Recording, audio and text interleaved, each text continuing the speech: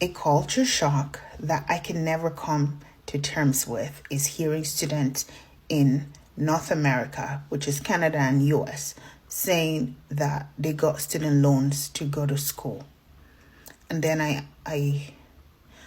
question, like, where are your parents, you know? What did they do for how many years that you grew up? Like, why didn't they have anything saved up for your education to give you the right start? And I think of our parents in Africa that had to sponsor us for bachelors.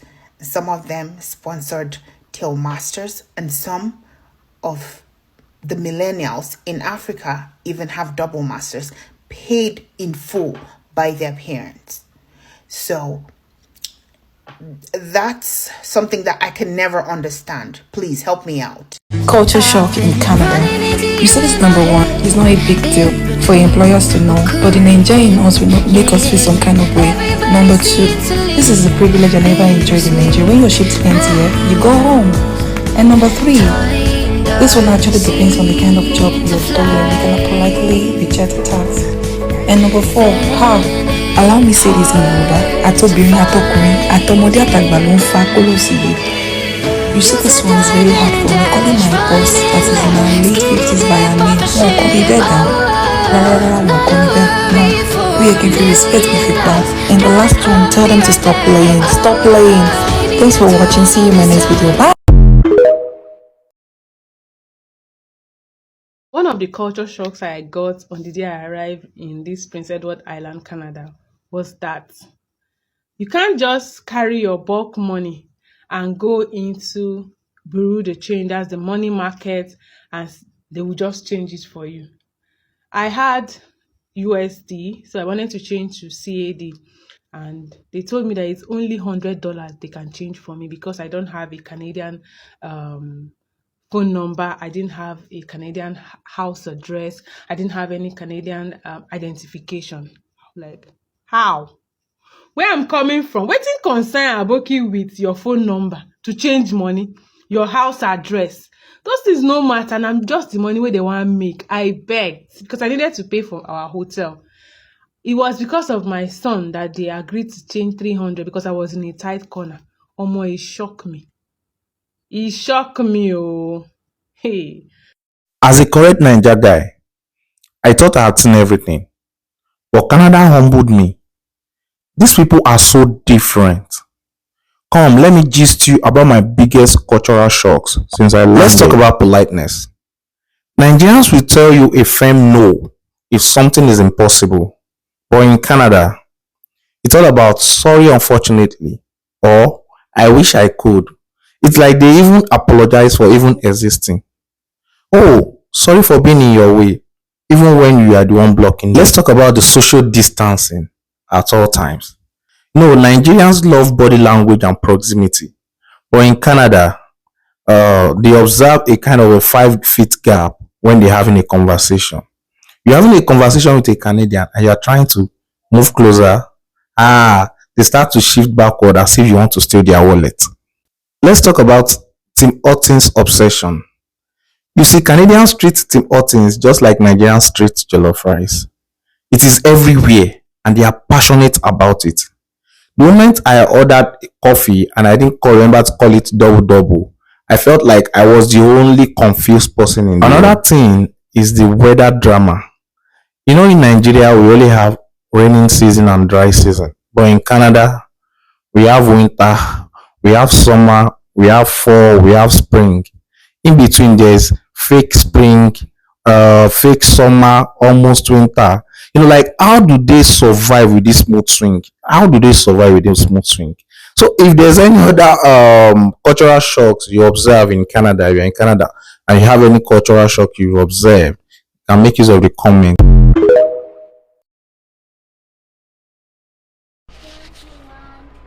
Some cultural shocks when I got in Canada. Number one, drivers do not honk. Beep, beep, beep, beep, beep. Hey, sorry for I didn't know jam. I have never heard anything like that here. Not even just a simple honk. If you accidentally honk, walk away, I'm sure. That's one culture shock. Number 2, keep your assertions to yourself when it comes to LGBTQ and the likes. I know in Ghana, it is very much well unspoken of. But here in Canada, it is legally accepted and people practice it. It is the way of life of people. And so if you believe that you are not for them, or you don't believe in those kind of things, keep your opinion to yourself. Don't discuss it with any person. You might be in problem, you might be in trouble for just making a comment or passing your own comment about it. Number 3, you can get almost everything at one space. When I say everything, I mean groceries. I mean, when I was in Ghana, we used to shop in the bigger markets. Yeah, you go to a store, one store to another store, and store to buy stuff. But here, everything is in one store. When you walk into a supermarket or a grocery store, you can find everything from a diaper, clothes, to fruits and vegetables. So everything is at one place, which is somehow very good. But you can also spend a lot of time if you are not very careful, and spend a lot of money if you are not careful too in that space that you are in. So be careful about that. Number 4, church is not an exclusive culture here in Canada. Like, you don't find people going to church every Friday, every Thursday we're having prayers, every Sunday we are doing this. No, it's not like a cultural thing. It's not something that people here are used to. So sometimes, yes, there are churches here, they are not a lot. You don't find posters of this church and that church and that church. It took me a while to even find out that there is a Catholic church just about 2 minutes away from me. It took about 2 years for me to find out. That means that it is not, socially so recognized as going to church and the likes. And so if you are someone who sleeps in church and wakes up in church, you should know that it's going to change a lot for you, because the most you can do is to maybe go to church on Sunday, or maybe when your church is having some activities once in a while and all that. Church is not like a main component in this place. Lastly, you cannot just walk into your friend's space just because you miss them and you want to have a chit chat. Sometimes it even takes you up to about a month for you to meet up with someone you really like, okay? When did birthday dinners become charity galas? This thing happened to me broad daylight. Let me tell you guys.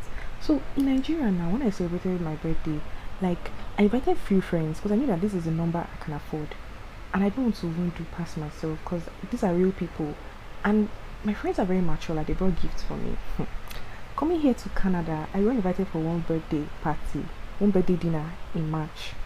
So now I was like, okay, yeah, let's go. I was so happy, I dressed up, went there for the birthday dinner with like 15 guests.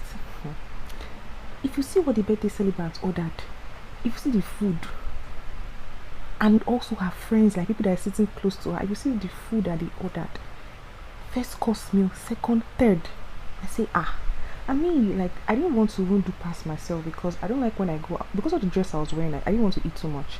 And even like when I go out, I don't like to be all dressed up and then I go and overeat. My tummy is now big, you understand what I'm saying? Because I want to take like good bomb pictures. So now I was like, I just ordered for something little, and that was it. And what I ordered was not even up to, it was like roughly $40 to $50 after tax. There was this girl sitting beside me. This girl was in Snapchat, she was in video. She ate too, but she didn't eat so much, but she ate something. This girl was doing video, she was doing Snapchat, all that. When she finished, I don't even know what happened to her. She just stood up and she went beside the birthday celebrants and she just went to go and whisper something. I don't even know. And that was how that girl just left. Me, I was like, birthday celebrants is probably going to like cover the bill. Like, this girl is probably well loaded. Anyway, so we're just like having fun now, like singing birthday song for her and everything. So when everything was done now, they now shared our script, because it's not bill, it was script. They now brought mine to me, and then I looked at it. I saw $113. I said, I'm like, maybe there's a mistake or something, like, because I knew what I ate. Like, I didn't eat up to this. So I now like stylishly called the waiter, and I was like, please, could you, like, this bill is not for me. I know how these white people, they talk, like their voice is very loud. It was like, Actually, so the bill is actually $1,700 divided by 15 guests, so it's amounting to 113 after tax. And I look at the waiter like this, I'm like, did I ask you for all this English and mathematics? I said, no, that's not what I'm asking you. I said, what did I order? So, but the waiter was not like, oh, that the person who made the reservation has already said it's a general bill that everybody's going to split it equally. I said, hey, God, I was not given the memo. What is all this?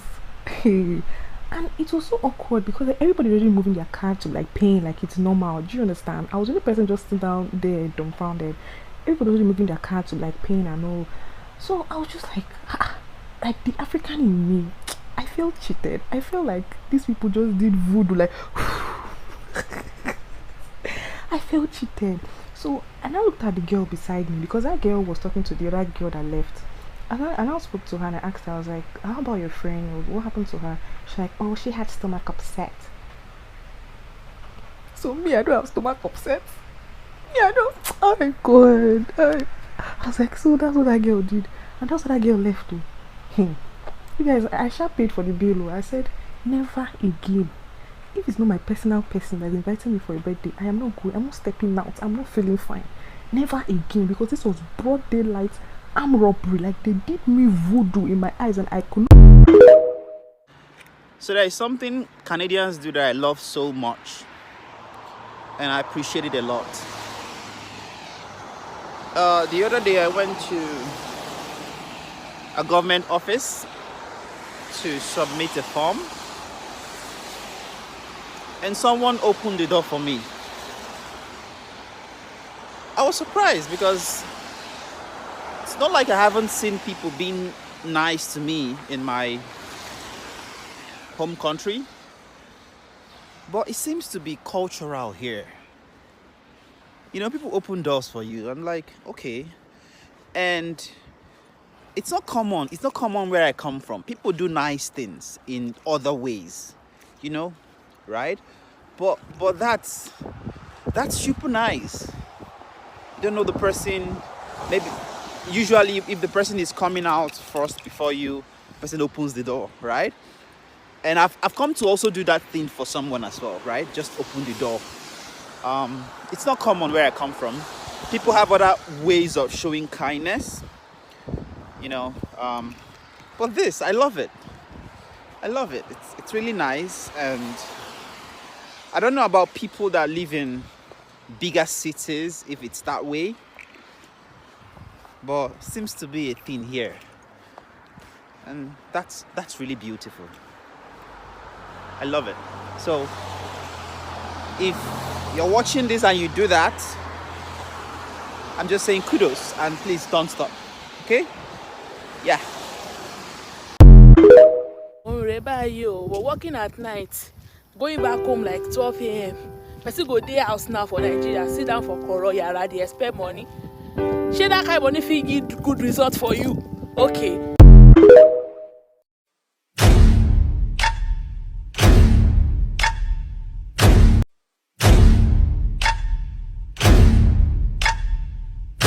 I'm going to tell you some culture shocks that I've experienced as a Filipino living here in Canada. And if you're a newcomer here in Canada, I'll tell you something at the end so you can avoid getting culture shock. Number one, of course, Canadians say sorry every time. I don't know why, but even if you're the one who bumped into them, or even if you're the one who actually made the mistake, they're still going to apologize to you. In the Philippines, no.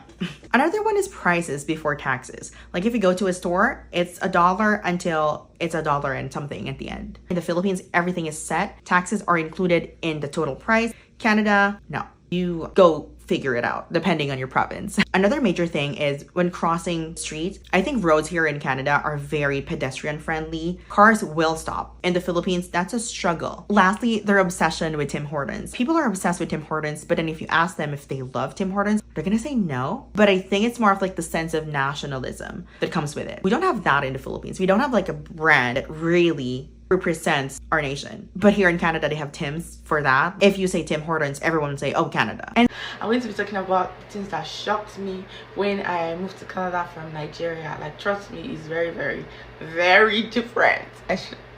Let me not inside first. So number one thing I'm going to talk about is the respect for elders.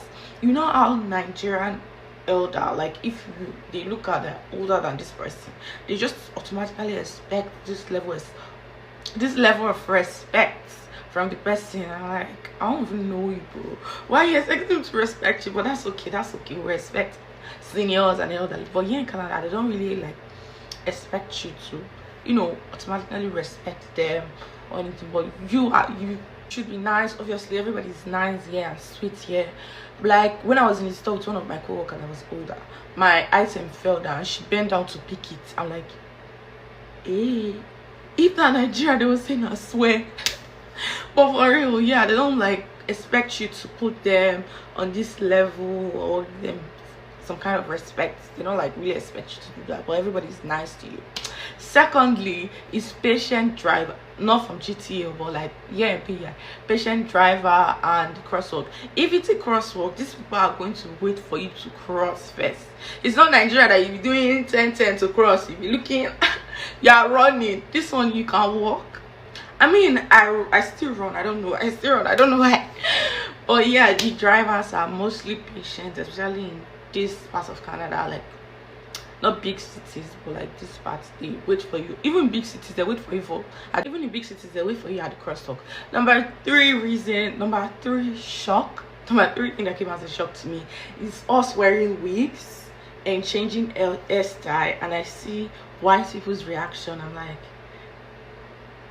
I don't know, but it's just a shock to me because I change hairstyle every time, change my wigs, and nobody really like, you know, be shocked, like get shocked or something. But yeah, they be like, how did your hair grow so fast? How did you color your hair? Did you do this? They're just surprised. I don't know, but they get surprised when they see us change our hairstyle and wonder why my hair grew 30 inches overnight. The fourth one is using an iPhone and flexing. In Nigeria, if somebody gets like the latest iPhone, they'll put it on their forehead. Like, yeah, they are carrying it everywhere, showing the 3 camera. But yeah, you see high school children using iPhone, and they don't care like that. It's just an iPhone. And another thing too, you can finance your iPhone, but only if you have good credit. But still, nobody really cares about the kind of phone you're using. Like, it's whatevs. Number 5, this is number 6. I don't know, when I see people running, especially those people that are not really like wearing sportswear, I won't take off, I want to run, but like I'm like, this is about probably exercising. People don't run as like much as people don't run in Nigeria as much as people run here. So it's kind of like a shock to me because I'm always like I'm always in this fight mode. I want to take off, I want to run. Number 6 is constant electricity. I feel like Canadians take this electricity thing for granted. Honestly speaking, they're already used to it. I don't blame them. But sometimes I'll be coming home and I'll forget that we have light at home. I want to be looking, but I'm like, guy, you're in Canada now. There's always light. Calm down. Yeah, go. You have to calm down. But for real, like this constant electricity and power is just like, I'm still trying to get used to it, honestly speaking. Then another one, there are dogs everywhere, and the dogs in Nigeria are very, very violent. So when I see dog, I try to take off because they will come after my life. But yeah, there are dogs everywhere, and most of them are calm. You hardly see an aggressive dog here, and the owner will try to like call them back. But yeah, there are dogs everywhere. Number 8 or number 9, I lost count, is the houses sizes. I mean, the houses here, you can't compare it to the average size of a Nigerian house. I mean, from the area I come from, I don't know about you guys, but like honestly speaking, the houses here are small. Like, it's quite small. I mean, like, this house, you mean this house is $1 million? Where is the space? Like, why is it small? Houses in Nigeria are big compared to the ones here. Like, then number 10 is the card tapping thing. Like, I just go finish my purchase and I tap my card. I'm like, this cannot work in Nigeria because they will steal your money, mistakenly drop your card, and people will be tapping every single place. You just be seeing debit alert. So I'm still trying to get used to the old tapping thing. Like, it's crazy to me. 10th thing is the thing that you have to press to cross the road. When I newly came, I was standing to try to cross the road for like 10 whole minutes. This light was not changing. I think because that area was really quiet. But I was like, how do I cross this road? This light is not changing. It's still doing stop. I'm like, how do I do this? Somebody came and tapped it and I just followed the person. But that one was really, really tricky for me. Let me know if you guys want more videos like that. I forgot this one. No generator sound. There is no generator, but here I have rested. The peace of mind, the quietness that is much needed. Sometimes I miss it though. I'm honking on the road too. I miss honking on the road, the generator sound and everything. I'm like, somebody honk, somebody make noise, somebody honk something. Like, it's just too quiet. But it's okay, it's okay. We are trying to choose peace and not violence, but we are very violent.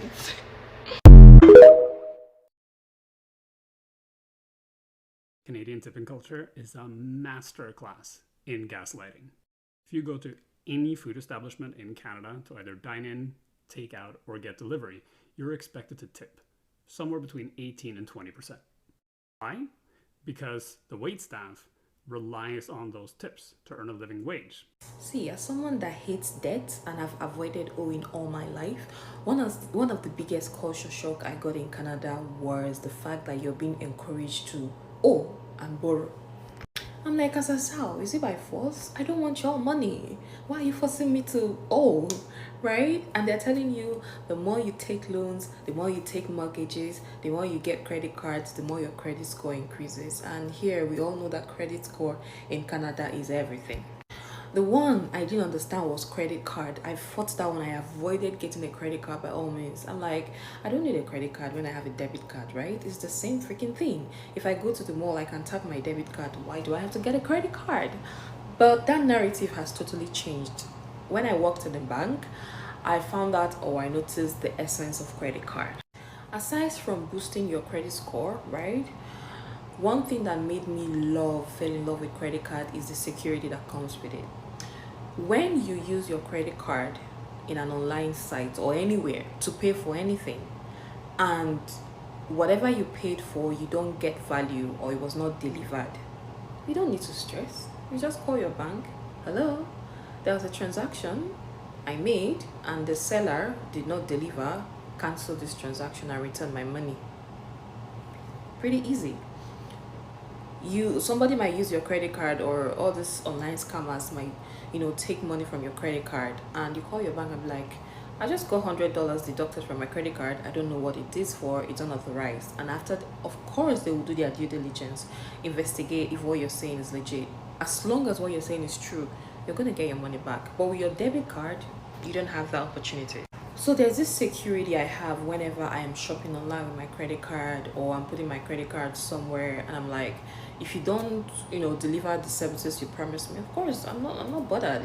It's not something I need to be worried about, right? I'll just call my bank and cancel the whole thing. You lose, I get my money back. So this is one of the biggest advantage of credit card. If you use your debit card for such transaction, your money has gone.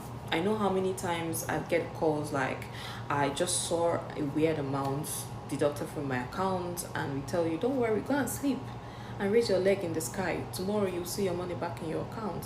The next thing, they'll cancel your card and you're all good, everything's solved. So honestly, if you don't have a credit card, I think you should get one. I think you should use your credit card for all online transactions, if possible for all transactions.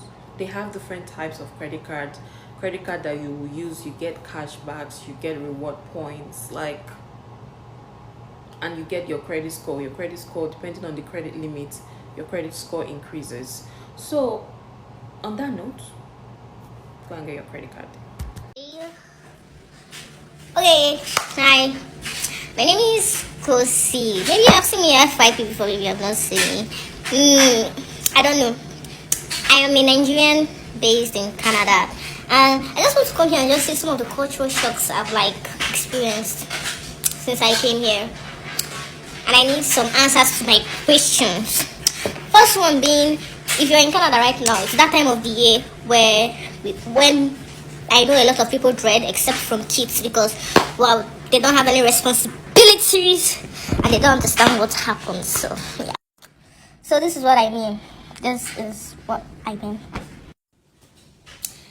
Tell me why someone walks up to me and tells me I don't take my bait maybe I take my bath every 2 weeks during winter because it's so cold and I don't sweat and I don't feel the need to bathe because there is no sweat and my body just feels fresh. Wait, hold up. Are you a vegetable? Because I know it's only vegetables that if you put them somewhere that is nice and the sweat they spoil, but if you put them out in an open area, they are fresh. Are you a vegetable? Why would you do that? Crazy things are happening. Crazy things are happening. Like, please, someone should ask me a question. Why wouldn't you base it? Even when I was back in Nigeria, in the coldest of weather in boarding school, you will still take your shower with the cold chilled water. With the cold chilled water, and here you have a house, you have a heater, you could literally use warm water, but you decide just not to bathe. Girl, you're not avoiding to be cold or anything, you're just dirty. Sorry. Another thing that I noticed that they do here is like they are always you see all those couples, there's this particular couples, they're always holding their hands. Like, why? Everywhere you go, if you see people holding hands, know that they'll hold it so tight. Know that they're couples. Like the one, this particular one is off me, because as a Nigerian, as a black girl, like if I see you walking with a girl, I know whether you guys are dating or not because there's going to be a connection. But just for you guys, I know some people like physical touch and all that, but for you guys to be holding each other like this, God, it can never be me. It can never be me. Okay. So this one, someone was actually telling me. So here, you know when, as a black girl, you expect a guy to walk up to you and ask and tell you, oh, hi, this, that. Please ignore my mini bow. It's giving black mini bow vibes. As I was saying, you expect a guy to walk up to you and tell you, oh, I like you, blah, blah, blah. Can I have your number? Girl, here, a white guy expects you to walk up to him to tell him, oh, hi, how you doing? How's your day going? Again, it can never be me because you're going to wait till eternity, I swear. Okay, another cultural shock that I had when I came in is that I noticed that, guy, these people here, they love animals. You see animals? Dog, cats. Dog and cats, these are the ones I use because I know they are very, very, very, very popular here. Dogs and cats. These people can literally lose their dog or lose their cat, like me, say they got lost, and then they make all these posters, missing cat, missing dog, reward, $3,000, $2,500. Like, for a dog, for a cat. I'm not saying there's nothing wrong with loving your pets. Don't get me wrong.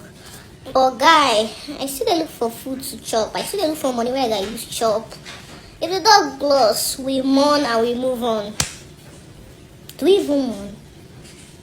Oh my goodness. Let me use a second to cry because this one is really begging me. Tell me why I elevated from Nigeria. I migrated from Nigeria to Canada. In Nigeria, bus drivers beg me to enter their bus, and here in Canada, I'm chasing a bus as if I'm in a Subway Surf game or something. The bus is there. The bus. Okay, if you go on the Google Map app and the bus delays, instead of the bus to wait till the time that it said it delayed, the bus will leave earlier than the time it said it's going to delay. Like, what's wrong with all these bus drivers? During winter, they'll just decide, oh, hey dudes, the buses, they'll be like, oh, hey dudes, why don't you just break down today and, delay the passengers for like 2 hours or so in the cold. Turned off. I'm a good girl. I don't say stuff like that. But why are bus drivers this way? Like, literally, you come and you're late. I don't know if they teach you guys anything like customer service, but you're supposed to like apologize. Oh, sorry for being so. Even though it's not your fault, you're working in the company, so you have to still apologize. And then they'll be like, literally during winter, almost every bus is going to the garage. What's wrong with all of you? You guys are not even prepared. Almost every bus are going to the garage. The city that I live in, they said that the city was supposed to be a small, simple town, city, and literally every day immigrants are coming into the country. Every single day. You guys know that, okay, there is no train station here, there is no nothing. They just use the bus. It's not as if they even like get new buses, add new buses. You usually have to wait 40 minutes before my area. 40 minutes. If we are going to school like this and it's late, they'll be like, oh, one bus comes and they'll be in front of the bus it's showing, sorry, bus failed. And then it picks half of the people in the area and leaves the remaining half behind. I don't understand. Why are you guys trying to say that I'm rich enough to order an Uber? It is me and you guys that day. The worst part is that when you call your customer service, they are not always speaking. The bus system in this city is just messed up. It's messed up. It's rubbish. I don't know. People are just making me to go and get a car. People making me to go because of like, you know, just forget about it. You guys need to explain something. Why your bus system is so slow? Like, I have never experienced anything but if there's anything I hate about this country, it's their bus system. It's bad. It's so bad. Okay, one of the things I noticed most about like the differences between Canadian and American culture is shoes. In Canada, if you go to someone's house, you take your shoes off. Even if you're like going in and out of like their patio, you know, like you're going in and out of the backyard, you're in, you're out, you're barbecuing, whatever, shoes come off when you go in the house.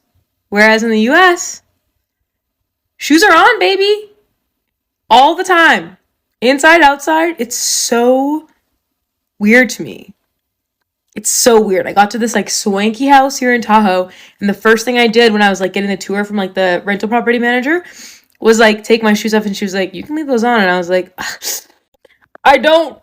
I can't. My Canadian ancestors are rolling over in their grave. Okay, I made some language mistake when I first came into Canada, and I don't want you to make that mistake. So I'm going to be talking about some of the Canadian slang that got me confused when I first came. You see the word double double. They'll tell you double double. Can you grab me double double? Double double is just means 2 cream and 2 sugar. Cream or milk and 2 sugar. Another one is ETA. My first part-time job, I was supposed to cover someone's shift, and my boss was like, what's your ETA? I tell you guys, I actually sent him my full address, and it's like no estimated time of arrival. Like, till date, I still used to laugh at myself when I remember. Another one is pop. Like, can you grab me pop, or do you want pop? Pop is simply Coke and Fanta. Like, in simple terms, it's Coke and Fanta, but they call it pop over here. Another word is hydro.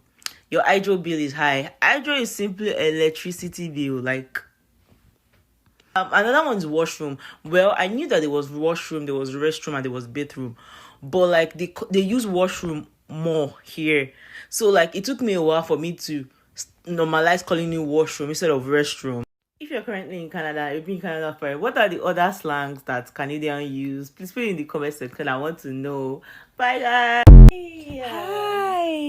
And how are you? I'm good. And how are you? Yes.